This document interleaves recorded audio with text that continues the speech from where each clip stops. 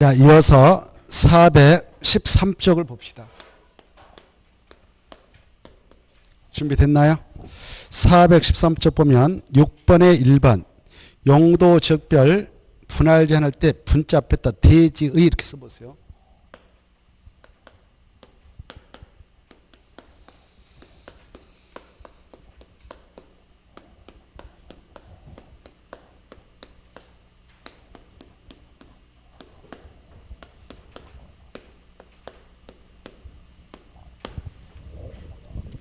자, 이 용도적비라는 것은 밑에 주거지역, 상업지역, 공업지역, 녹지지역 네 가지 아닌 기타지역 이런 것들을 용도적비라고 그래요.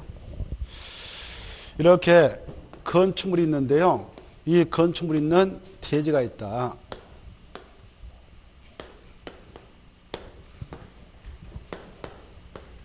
이랬을 때 이 건축물 있는 이 대지 있잖아요. 이 대지를 마음대로 이렇게 협소하게 자른다. 자르게 되면 이 건축물 또 대지 안에다 건축하지 않겠습니까? 이렇게 건축물을 건축하면 건축물의 밀집화가 처리되어서 화재 발생 시 연쇄저학선을 처리할 수 있을 뿐만 아니라 통풍, 채광, 일조를 제외해서 위생적인 환경을 조사하는 데 어려움이 있어요. 그래서 협소한 대지를 분할 못한다라는 것이 대지 분할 제한입니다. 이때 이 건축물 이 대지가 주거적이 있다면 60정부터 못 미치게 분할 못한다 그 말이에요. 상업적이 있으면 150, 공업적 150, 녹지역 200, 나머지역 60정부터 못 미치게 분할할 수 없다. 이걸 대지 분할 제한하는데 이 수치는 꼭 기억하도록 하십시오. 넘어가서 보면 414쪽 도로가 나오는데 이 도로는 다음 순한테 하기로 하고 쭉 넘어가세요. 넘어가면은 419쪽이 나오죠. 419쪽 구조안전 확인 대상 지난주 했죠? 했어요? 안 했어요? 했죠. 넘어가시고 쭉 넘어가면 한참 넘어가 되겠네요. 424페이지 424페이지 보면 그 소방관 진입창 이게 이번에 생겼습니다. 그거 보면 바로 니은 보세요. 건축물의 11층 이상의 11층 이하의 층에는 이하에 체크. 이하의 층에는 소방관이 진입할 수 있는 창을 설치하고 외부에서 주야간에 식별할 수 있는 표시를 해야 된다. 바로 다음 각호 어느 하나에 해당하는 아파트는 굳이 할 필요 없다. 대평원을 설치한 아파트라든가 비상용 승가를 설치한 아파트는 할 필요 없지만 이것이 아니면 해야 한다 그 말입니다. 몇 층 이하의 층에 있다 그렇게 하라고요? 11층 이하의 층에 있다 이렇게 해야 합니다. 그 다음에 가로 5번 바로 건축물의 예방, 건축물의 범죄 예방 해가지고요. 국토교통부 장관은 범죄를 예방하고 안전한 생활환경을 조성하게 하여 바로 건축물 건축업 및 대지에 관한 범죄 예방 기준을 정하여 고시할 수 있고 이제 줄 거예요. 다음의 건축물은 범죄 예방 기준에 따라 건축해야 한다. 그래 범죄 예방을 위해서 CCTV를 설치해야 한다든가 등등 해서 범죄 예방 기준에 맞게 건축을 해야 하는 건축물이 있는데 박스, 다가구택, 아파트, 연립, 주택, 다세대 이 네 가지 주택은 범죄 예방 기준에 맞게 건축해야 합니다. 여러 가지 방범시설을 구축해야 돼요. 방범시설, CCTV 같은 거. 그리고 2번 제1종 근린생활시설 중 일용품을 판매하는 소매점 대표로 슈퍼 같은 거, 편의점 같은 거 밤늦게까지 이거 운영하잖아요. 그리고 혼자 근무하고 있는 알바들 위험하니까 범죄 예방 기준에 맞게 건축해야 합니다. 3번 제2종 근생중 다중생활시설 4번 동물은 식물을 제하고 문화 및 집시설 그 다음에 연구소하고 도서관을 뺀 교육연구시설 노후자시설 수련시설 그리고 업무시설 중 오피스텔 숙박시설 중 다중생활시설 이런 것들은 범죄 예방 기준에 맞게 건축하도록 규제받는다. 넘어가시고 428 428페이지 갑니다. 428페이지 보면 피난 안전구역을 설치 나오죠. 그 중에서 바로 가로 1번 고층 건축물에는 대통령으로 지정에 따라 피난 안전구역을 설치하거나 대평을 확보한 계단을 설치하는데 그건 참고로 보시고 2번과 3번만 봐두면 돼요. 잤나요? 몇 번 보시라고? 2번. 그래 2번 보면 초고층 건축물에는 피난층 지상층으로 통하는 직통계단과 직접 연결되는 그 다음에 줄 거예요. 피난 안전구역. 피난 안전구역 뜻이 나옵니다. 가로 안에 있는 말이 뜻이에요.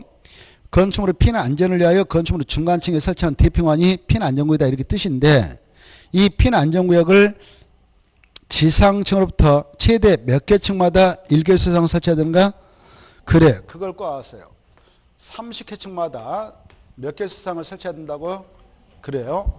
피난 안전구역을 30개 층마다 1개소 이상 설치를 하도록 의무를 가고 있다. 어떤 건축물 그러냐? 어떤 건축물 때 그러냐? 초고층 건축물 있다. 초고층 건축물 뜻을 알죠? 그때 써보세요. 초고층 건축물에다가 층수가 몇 층인 거? 그렇죠. 50층 이상.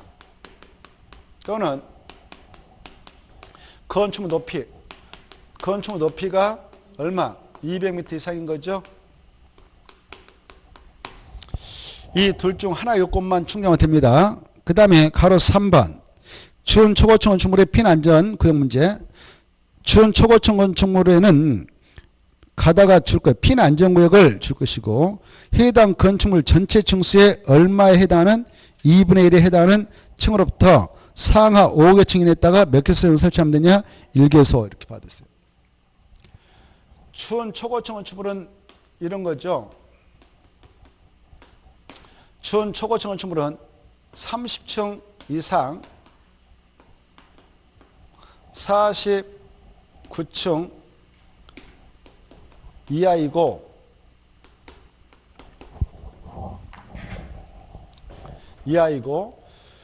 높이가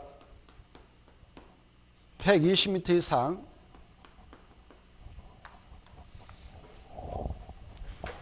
199.999m 이하인 건축물입니다. 알겠죠? 이런 게 준 초고층 건축물이에요. 이때 이 건축물이 이렇게 48층이면서 높이가 199.9m로 돼 있다. 그러면 이거 뭐예요? 오, 맞았어. 대단하시다. 우와, 맞췄어요. 준 초고층 건축물에는 피난 안전구역을 전체 층수가 48층인데 이게 2분의 1이 바로 24층이겠죠. 이게 24층이다라고 가정하고 이걸 기준해서 위에 5개층 이내 밑에 이걸 상하라고 그래. 5개층 이내 이 사이에다가 몇 개소 이상 피난 안전구역을 설치하면 되냐? 1개소 이렇게 이해되죠? 1개소. 자, 그 다음에 이제 나머지 통과하고 넘어가서 보시면 한참 넘어가 되겠습니다. 433페이지 승용 승강기는 한번 체크한 바 있죠? 찾아봐요. 체크했어 안 했어요? 했죠? 했죠? 했어 안 했어요? 433페이지 433페이지 했어 안 했어요? 했으면 통과. 그 다음에 넘어가셔서 쭉 넘어가면은 400 쭉 넘어가 되겠어요. 이번 코스에서 넘어가고 441쪽 441쪽 찾았나요? 특별 건축구역. 이 특별 건축구역은 이렇게 지금 세종시를 건설하고 있다. 이 행정중심 복합도시 사업구역이 있다. 요즘에 혁신도시 건설하고 있죠. 그리고 뭐 정비구역, 정비사업한다. 도시발구역, 도시발사업한다. 이런 곳에 바로 새로운 독창적인 건축을 유도하고 건축기술 향상을 도모하며 건축 관련 제도를 개선하기 위해서 국토교통부라든가 이 시도사가 여기는 특별 건축구역이다라고 지정 고시할 수 있습니다. 이렇게 지정 고시해 놓으면 여기서 건축할 때하고 여기서 건축할 때는 차이가 있어요. 여기서 들어와서 건축하면 특별히 대우를 해줍니다. 뭐 한다고? 특별 대우. 특별 대우 해준다는 것은 여기서 건축할 때 적용되는 규정들을 똑같이 적용이 아니라 일부 규정을 적용 배제하고 완화 적용해주고 통합 적용해주는 거예요. 그게 나와있죠. 뜻 봐봐. 특별 건축계획이란 바로 조화롭고 창의적인 건축을 통하여 도시경관 창출, 건설 기술 수준 향상, 건축 관련 제도 개선을 도모하기 위해서 건축법 관계 법률에 따른 일부 규정을 줄 거예요. 일부 규정을 적용하지 않게 봐준다든가, 완화합니까? 강화합니까? 완화 적용할 수 있도록 해준다든가, 여러 가지 규정을 통합해서 적용을 할 수 있도록 특별히 지정하는 구역이다. 이렇게 되어 있죠. 그러면 지정을 누가 하느냐? 밑에 가로 1번에 국토교통부장 시도사. 그래, 국토교통부장과 시도사가 바로 특별 건축계획을 직권으로도 지정할 수 있고 지정 요청받아서 지정할 수 있는데 박스 안에 들어가서 주로 지정할 때 어디다 지정하느냐? 거기 개발을 하고 있는 지역 그렇게 써놔요. 개발을 하고 있는 지역 그냥 그렇게 써놔요. 어디다 지정할 수 있다고요? 개발을 하고 있는 지역 그렇게 써라. 아무데다. 특별 건축을 지정할 때 어디다 정한다고요? 개발을 하고 있는 지역.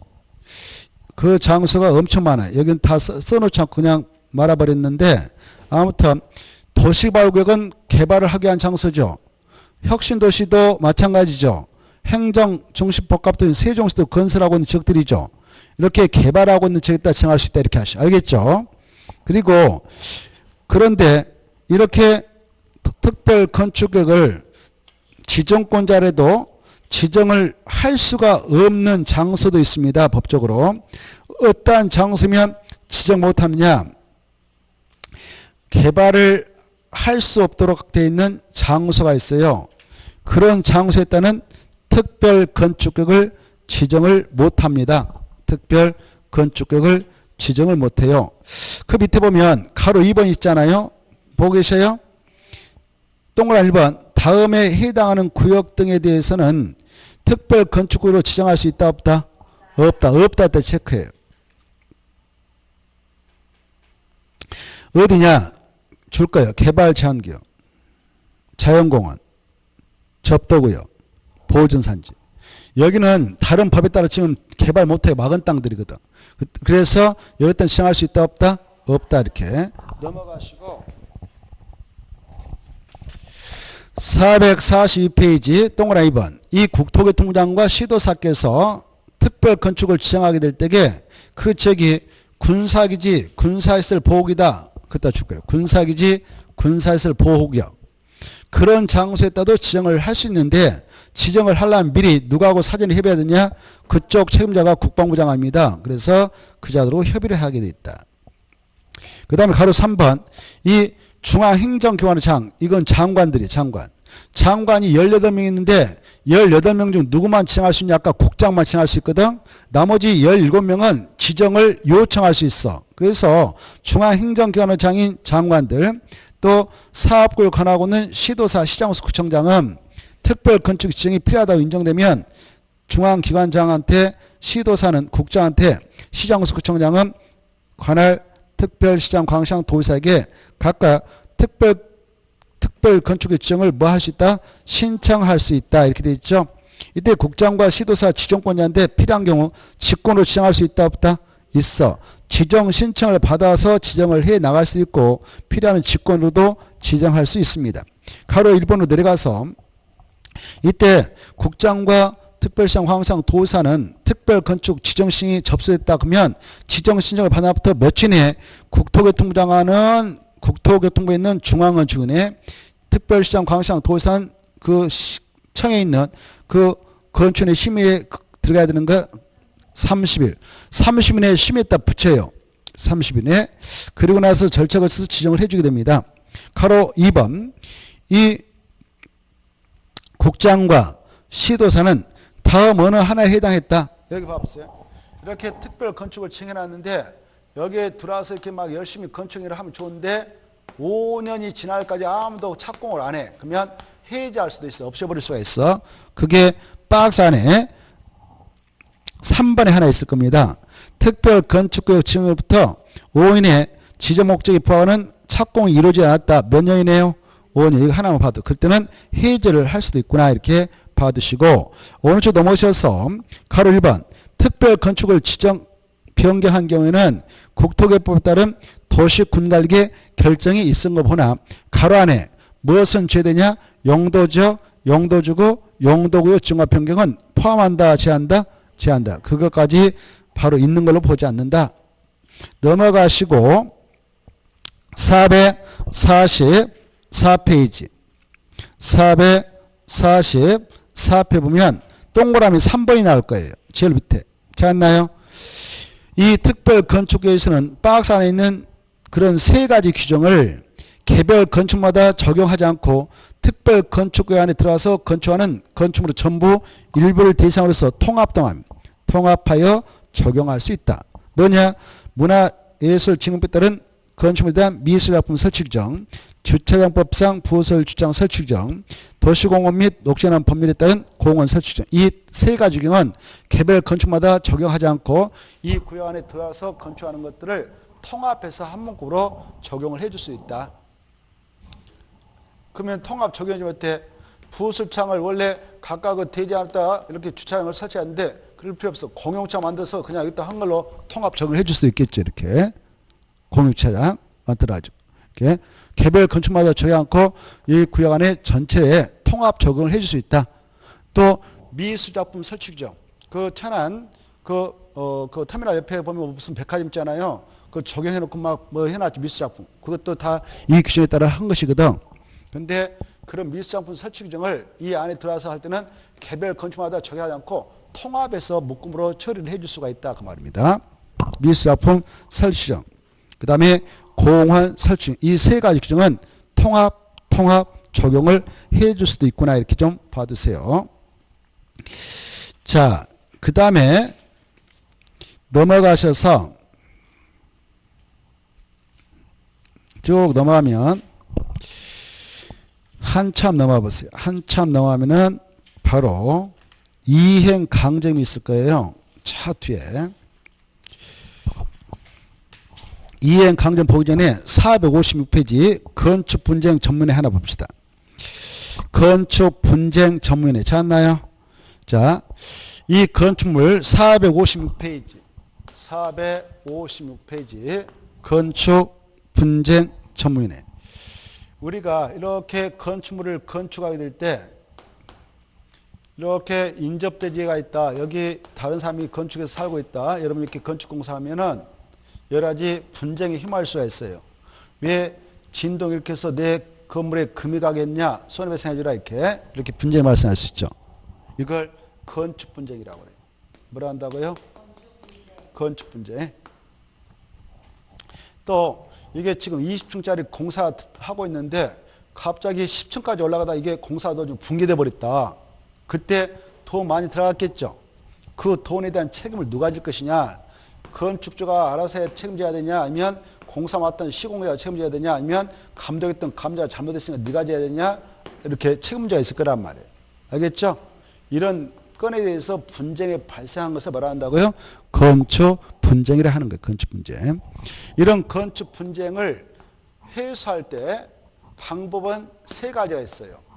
첫째, 당사자가 만나가지고 합의로 처리해. 잘잘못을 정확히 인정하고 자기의 책임질 부분만 책임지면 됩니다. 그래서 가장 좋은 것은 합의하에 처리하는 것이 좋아요. 알겠죠? 근데 이 합의란 게 쉬워요? 어려워요? 돈 더 달라 못 주겠다 해서 분쟁이 계속 이어질 수가 있죠. 합의가 결렬되면 법을 동원할 수밖에 없잖아요. 이때 법을 동원하기 위해서 소송을 제기하면 돼. 민사소송 이런 걸. 알겠죠? 그래 소송을 제기하면 1심 지방법원, 2심 고등법원, 대법원 3심까지 싸워야 돼요. 잘못하면. 시간이 오래 걸리겠어? 금방 끝내겠어? 오래 걸려. 소송도 엄청 많이 들어가고 여기에 휘말리면 언제 끝날지 모른단 말이에요. 그렇죠? 그래서 이때 단숨에 짧은 기간 내에 이 분쟁을 해소해 나갈 수 있도록 해주고자 바로 이걸 설치해서 운영하고 있어. 건축 분쟁 전문위원회를. 이 위원회를 이용해서 분쟁을 해소하고자 할 때 그건 자유예요, 자유. 소송을 제기해서 싸울 수도 있고 이 기구를 이용해서 답을 구하고 끝낼 수도 있단 말이에요. 이 기구를 이용하면 비용도 거의 안 들어가고 절차도 간단하고 기간도 금방입니다. 알겠죠? 그런 이점이 있단 말이에요. 이점이 있어. 이때 이 건축분쟁 전문위원회에서 이것저것 다 바로 처리해 주냐? 아니에요. 여기서 처리할 수 있는 소관사항이 몇 개 안 돼요. 알겠나요?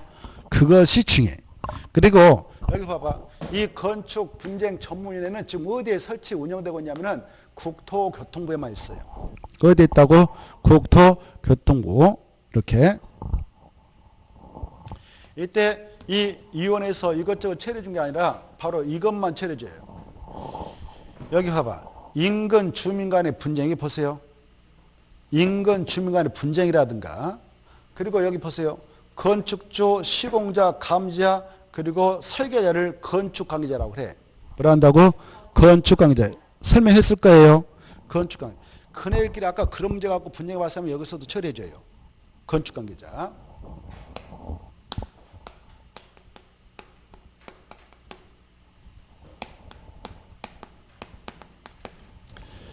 그리고 여기 건축관계자 중 이 공사를 맡았던 시공자가 있었고 감독하는 감자가 있고 그리고 설계해줬던 설계자가 있어요. 이때 설계자, 감자는요. 건축사의 자격만 있으면 돼요. 뭐만 있으면 된다고?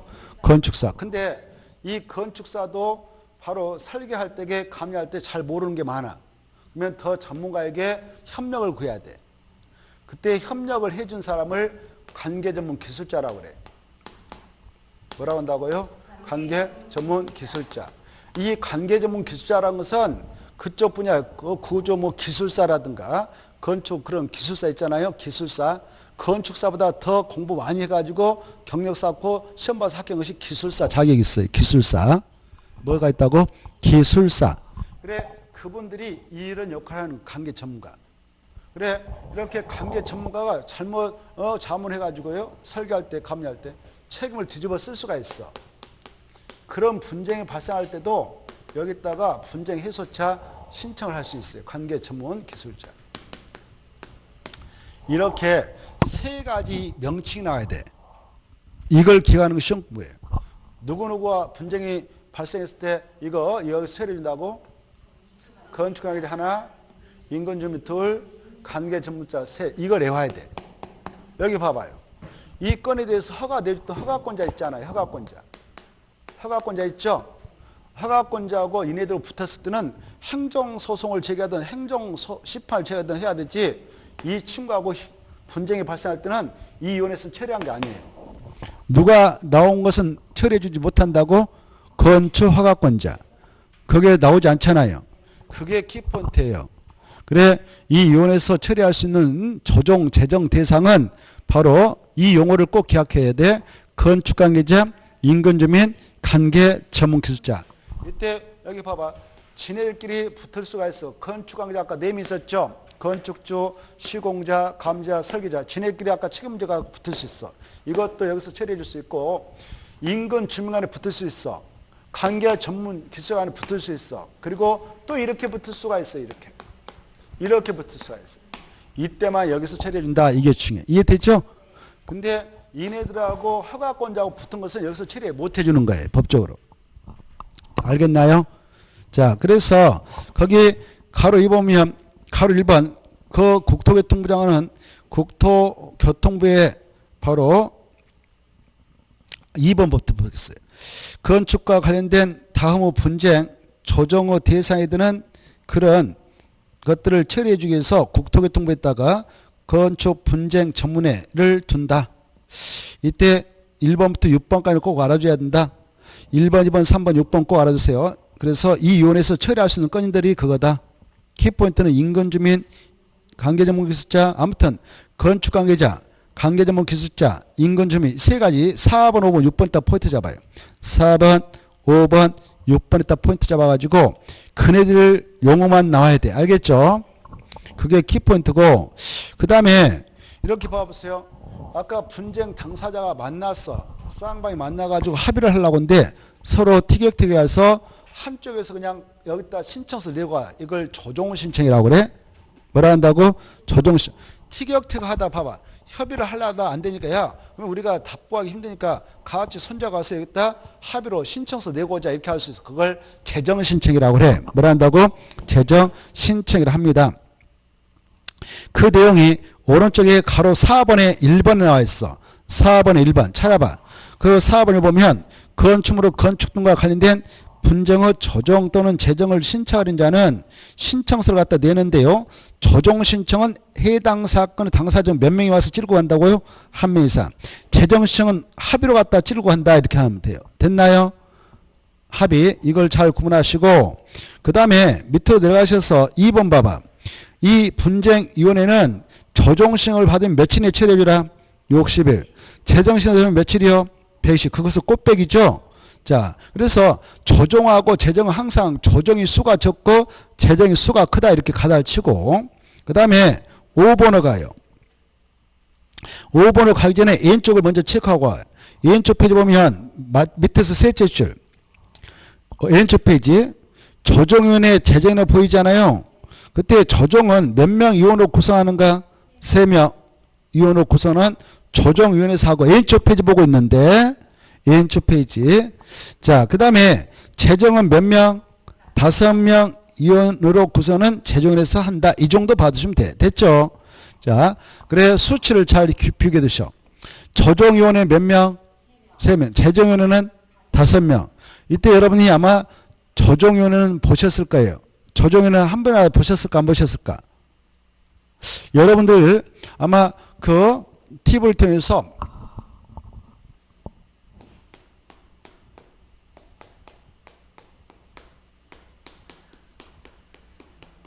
사랑과 전쟁 보셨나요?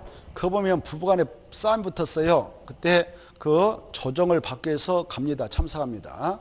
가서 보면 가운데 큰 오빠 계시고 옆에 또 작은 오빠 있고 옆에 큰 누나가 있어요. 이렇게 3명이 앉아 있어요. 이게 바로 조정위원회 모습이에요. 조정위원회. 알겠나요? 조정위원회 몇 명으로 구성된다고요? 3명 이렇게. 알겠죠? 3명. 그래서 조정위원회 3명인데 재정위원회는 2명이 더 추가돼서 5명이다. 이렇게 구분하시기 바랍니다. 오른쪽 넘어오셔서 가로 5번에 1번. 이 조정위원회는 오른쪽에 넘어왔죠? 조정안을 작성해서 바로 당사자에게 제시하게 되면 조정안을 받은 당사자는 며칠에 수락여부를 알려주면 되냐? 15일. 만약 그걸 받아들여서 당사자가 조정안을 수락하고 조정서에 기명 날아나면 이제 중요해. 당사자 간에 조정서와 동일한 내용의 합의가 선뜻 간주된다. 더 이상 번복할 수가 없어요. 끝났어. 법적으로. 그 다음에 나머지 통과하고 458페이지 동그라미 요번 통과하고 6번 받으셔. 이때 분쟁의 조정 등을 위한 이제 분쟁이 들어왔는데 분쟁 조정 신청 제시가 들어왔는데 의원들이 판단하기 힘든 것도 있어. 그러면 전문기관에게 감정 진단 시험을 의뢰합니다. 그때 들어가는 돈은 누가 내냐? 이 사건 당사자 내는 것입니다. 위원회에서 내는 거 아닙니다. 사건 당사자 내는데 비율은 지네들이 합의로 정해요. 보고 계셔요? 50도수로 부담한다. 그럼 들겠어. A하고 B가 붙었다. 싸움 붙었다. 그때 50도수로 내라. 그러면 말이 안 되죠. 잘잘못 정도가 다를 건데. 그렇죠? 그래서 합의로 정한다. 이게 중요해. 합의로. 시험에 나왔어. 50도수로 내야 된다. 그럼 틀려요. 합의로 정하는데 합의가 쉽겠어? 어렵겠어? 둘이 붙었는데 얼굴 씩씩거리고 있는데 잘 안 되죠. 그럴 때는 위원회에서 부담비를 정해줘요. 그러면 따라갑니다. 알겠죠? 그걸 누가 정해준다고요? 위원회에서. 위원회에서 비율을 정해주면 따라가야 되는 거예요. 자, 그 다음에 7번 절차의 비공개. 여러분이 그 사람과의 전쟁 보셨다고 하니까 조정위원회 보면 부부만 둘이 나와서 그 조정받던가요? 아니면 주민들이 싹 그 장소에 참가했던가요? 두 명 앉았죠? 그걸 비공개라고 그래. 뭐라 한다고요? 비공개. 그게 나왔습니다. 분쟁위원회가 행하는 조정 등의 절차는 바로 특별한 경우가 아니면 비공개한다. 공개하지 아니한다. 이렇게 돼 있죠? 이걸 비공개랍니다. 자, 그 정도 보시고 넘어가시면은 쭉 넘어가셔서 462페이지가 있을 거예요. 462페이지 가면 이방 건축물에 대한 조치가 나와 있죠. 자, 동그란 1번만 보겠는데 허가권자는 이 법에 따른 명령 처분의 위반 또 없이 위반하는 그런 위반되는 대지 건축물이 있다면 이 법에 따른 어떠한 조치를 취할 수 있냐? 허가 취소, 승인 취소. 밑에 기간을 정해서 공사 중지를 명하거나 아니면 바로 해체라, 개축해라, 증축해라, 수선해라, 용도변경해라, 사용금지, 사용 제한의 조치를 명할 수 있습니다. 그때 명했다 똥치고 이걸 시정명령이라고 합니다.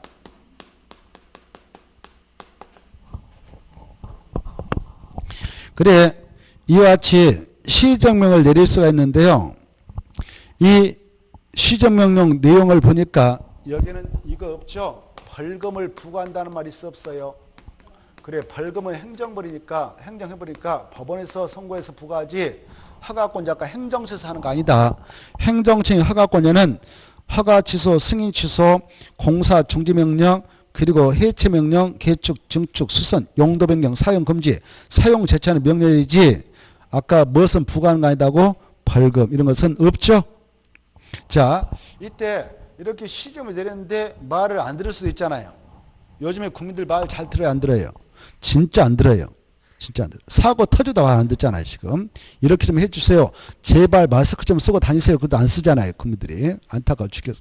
여러분께서도 수업 들 때 마스크를 쓰는 게 좋아요. 알겠죠? 아무튼 한 2주만 고생하면 됩니다. 마스크 써야 돼요. 원래 저도 마스크 쓰고 하려고 그랬는데 또 참 그래서 생각 끝에 그냥 하고 있습니다만은 제가 안 쓰면 여러분 써야 돼요, 여러분들이. 여기는 여러 선생님 왔다 갔다 하니까 좀 그래요. 그러니까 쓰는 게 좋습니다. 알겠죠? 자, 아무튼 자, 그래 이렇게 명령을 내렸어. 시점을 내렸는데 이 위반 건축물로 건축주가 말 안 듣습니다. 그때는 어떻게 하냐? 3번으로 나가는 거예요. 이행 강력을 부과합니다. 뭘 부과한다고? 이행 강력. 그게 이제 중요해. 이행 강제금. 이행 강제금은 바로 건축법의 위반자에게 부과합니다. 위반자에게. 누구한테 부과한다고? 위반자. 그것다 포인트 잡아. 위반자에게 부과하는 거예요.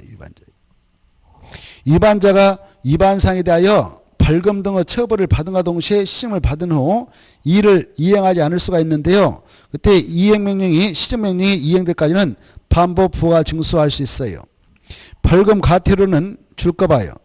벌금은 행정형벌 이렇게 쓰고 과태료는 행정질서벌 이렇게 써요.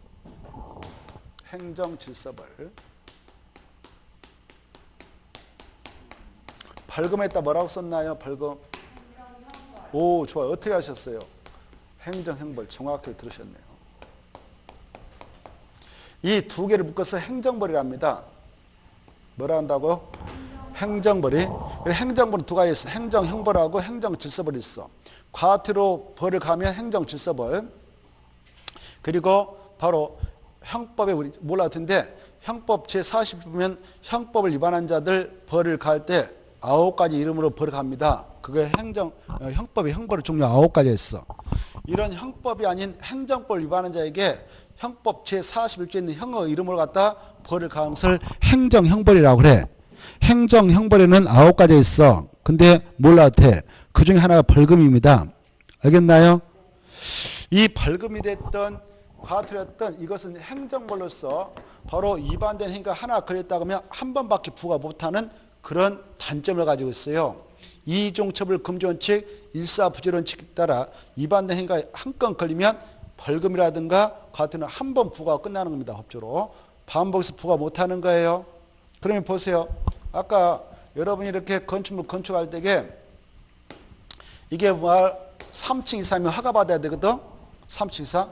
근데 3층 미만이면서 뭐 일정한 경우는 신고해도 됩니다만은 허가 대상인데 허가 안 받고 건축했어. 이렇게 3층으로 건축해놨어. 허가 안 받고.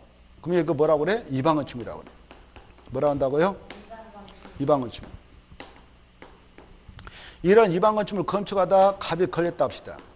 법에서 가만 둬요. 잡으러 와요. 잡으러 와요. 검찰에서. 경찰에서. 알겠나요? 왜? 안전을 확보해서 허가 받도록 돼 있는데 허가 안 받고 지 맘도 졌다? 말 안 되잖아요. 그래서 이때는 위반건축으로서 잡으러 옵니다. 잡아다가 바로 건축을 정해서 바로 검사가 법원에다 기소해요. 기소. 징역 뭐 1년을 선고해 줄 사람 한다든가 뭐 이렇게 형량을 정해서 기소합니다. 판사가 보니까 이 친구 갑이 걸려왔는데 딱한 사정에 의해서 위반을 했어. 보니까 정신병에 걸렸어. 정신병. 바이러스 몽땅 먹어가지고 정신병에 휘말렸어. 그래서 원래 목수했는데 갑이 목수했는데 건축기술이 있단 말이에요. 그래서 바로 치료를 못하고 이 친구가 밤마다 잠도 안 자고 가서 밭에다 이렇게 집을 쳐놨어. 3층으로. 저녁마다. 그러다가 걸렸어요. 그래서 이 가족들이 탄원서 냈어. 판사님, 우리 아들이 이렇게 해서 정말 착한데 정신병에 휘말려서 지금 정신 못 차리고 그랬습니다. 제발 봐주세요 해서 징역 1년 선고하려 하다가 벌금 300만 원 부과하고 풀어줬어. 치료해라고. 판사가 선처해 준 거예요. 알겠나요? 이때 벌금을 받았어. 벌금 냈어. 여기 봐봐요. 벌금 냈으면 그걸로 끝나느냐? 아니에요. 바로 이 지역에 세종특별자치면 세종특별자치 허가권이 야 철거해라. 위반 것입니까? 이렇게 철거명 내리는 거예요. 기간 정해가지고. 벌금은 벌금 냈다. 그건 별개예요. 이제. 이건 별도로 시점을 내려요. 야 언제까지 철거해라. 근데 그 철거 명령을 이행하면 끝나는데 그 명령을 또 이행하지 않아. 그때는 그 시정명을 이행하도록 강제를 해야 할 거 아니에요. 그때 내게 하는 돈을 뭐라고 하냐? 이행강제금이라 그래. 뭐라 한다고? 이행강제금. 그래서 이행강제금은 보세요. 여기 봐봐. 그 명령을 집행하려고 시정명을 집행하려고 내게 한다 해서 집행벌이라고 그래. 그따 쓰나. 이행강제금 뭐라 한다고? 집행벌. 이렇게. 이행강제금 뭐라 한다고요? 집행벌. 알아주세요. 이행강제금은 학자들이 법학자들이 집행벌이 한다. 여기 보셔봐. 이렇게 위반건축물을 건축주에게 시험을 내렸어. 일단 시험을 내렸는데 그 기간 내에 이행하지 않았다 그러면 일단 이행강제를 부과해버려. 이렇게. 여기 보세요. 이행강제를 부과할 때 금액은 얼마로 부과하느냐? 그 금액을 산정하는 방법은 거기 나와 있어. 오른쪽 보면은 바로 허가권자는 시정명을 받은 후 시정기간 내에 시정명을 이행하지 아니한 건축주에 대해서는 그 이행에 필요한 상당한 기간을 정해서 그 기간까지 이행하지 않으면 다음에 이행강제금을 탈익으로 부과한다. 보고 계셔요? 그때 동그라미를 보면 건폐일 용적을 초과해서 건축했다. 그럼 위반이에요. 허가 대상인데 허가 안 받고 건축했다. 신고 대상에 신고하지 않고 건축했다. 이렇게 네 가지 규정 동그라미. 건폐율, 용적률, 허가, 신고 동그라미. 이 네 가지 규정을 위반해가지고 탄생된 것들은 그 건축물에 적용되는 지방세법에 따른 시가 표준이라는 게 있어. 지방세법에 따라 해당 건축물에 적용되는 1제곱미터당 시가 표준액이 100만 원이다. 그러면 100만 원에 50%에다가 100만 원에 50%. 100만 원에 50% 얼마예요? 50만 원이죠? 50만 원이잖아요? 이때 건폐를 초과해서 더 크게 했어. 또 용률을 초과해서 더 크게 했어. 그 면적이 나올 거 아니에요. 허가 대상 허가 안 받고 쳤어. 그 면적이 나올 거 아니에요.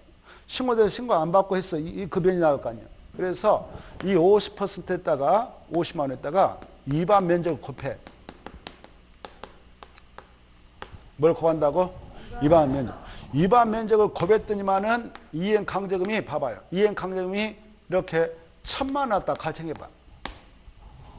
1,000만 원 나오면 이행 강제금 계산했더니만 1,000만 원 나왔어. 그때 이 허가 규정, 용적률 규정, 그 다음에 건폐 규정, 신고 규정 위반했다고 했잖아요. 이때 봐봐요. 1,000만 원 하면 1,000만 원 그대로 허가 위반은 100% 그대로 부과해. 용적률은 그것에 바로 90원 900만 원 내게 해.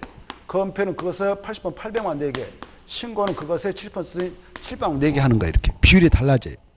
있어 없어? 뭐가 제일 세요 보니까? 허가. 그 다음에 뭐예요? 용적률. 그 다음에 신고. 이거 가지고 한번 출제했어요. 여기. 알겠죠? 100, 90, 80, 70 어떻게 순서가 되냐? 그래요. 이 건축법에서는 뭘 엄하게 처리하고 있어? 허가 규정 위반자. 두 번째 뭘 엄하게 처리하고 있어? 용적률. 세 번째 뭐예요? 건폐율. 네 번째 신고. 이렇게 생각하면 돼요. 이해됐죠? 그러면 자 허용한다. 건신, 허용건신, 허용건신 이렇게 허가, 용적률, 신고 안에 건폐를 썼죠. 허용, 근심. 아무튼 이렇게 비율대로 부과합니다. 그리고 나머지는 몰라도 되겠어요. 다만 가로 3번 봐봐. 허가권자는 또 다음에 해당하면 그 이행 강제금 아까 이렇게 계산했으니까 1,000만 나왔단 말이에요. 1,000만 나왔는데 그걸 또 100% 가중해 버릴 수가 있어요. 2,000만 원으로. 더 세게. 어떤 경우냐? 동그라미 1번. 임대된 목적으로 건축물로 규정을 위반해 가지고 용도를 변경했어. 이용리 목적으로 용도 변경을 변경했다. 용도 변경을 했다. 그때도 부과합니다. 가중. 이용리 목적으로 용도 변경했다. 그러다 걸렸다. 위반했다. 그때는 몇 번까지 가중한다고요? 100번까지.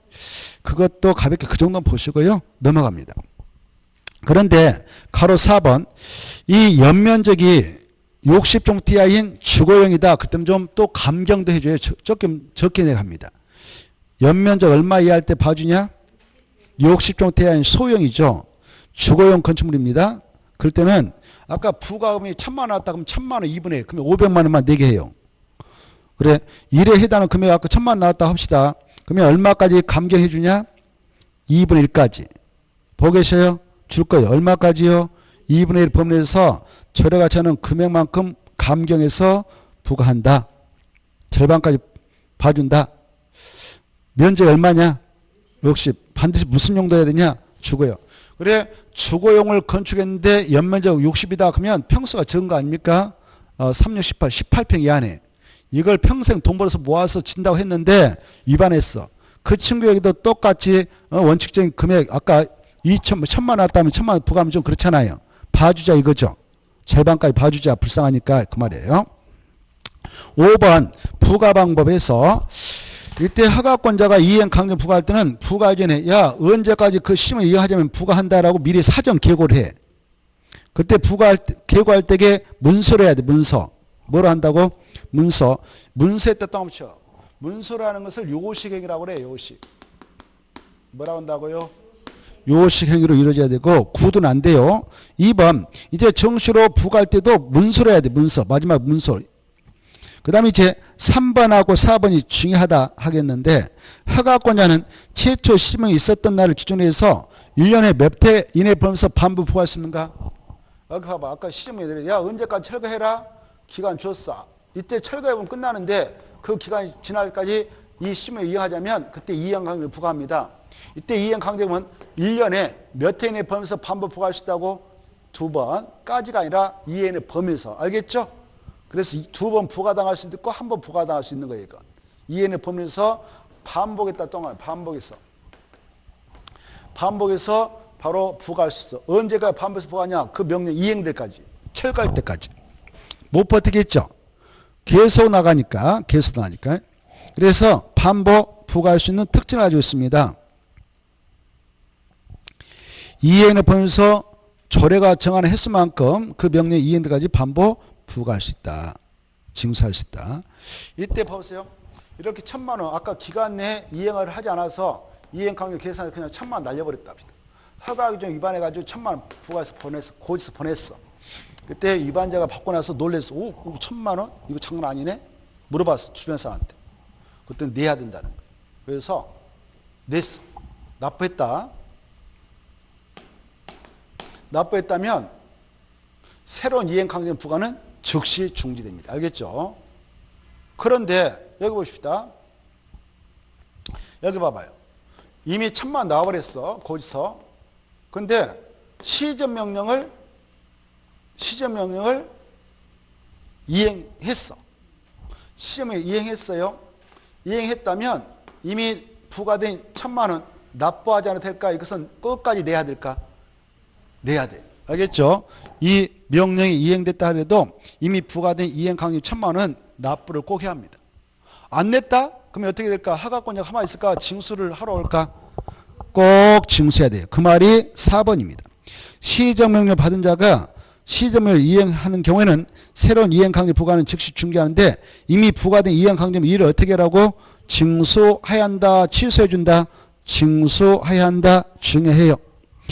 허가권자는 이행강의 부가청을 받은 자가 이행 강점을 기한 이내에 납부하지 아니할 때는 지방세의 수입금 징수 등에 관한 법률에 따라 징수하면 된다. 강제 징수한다. 여기까지.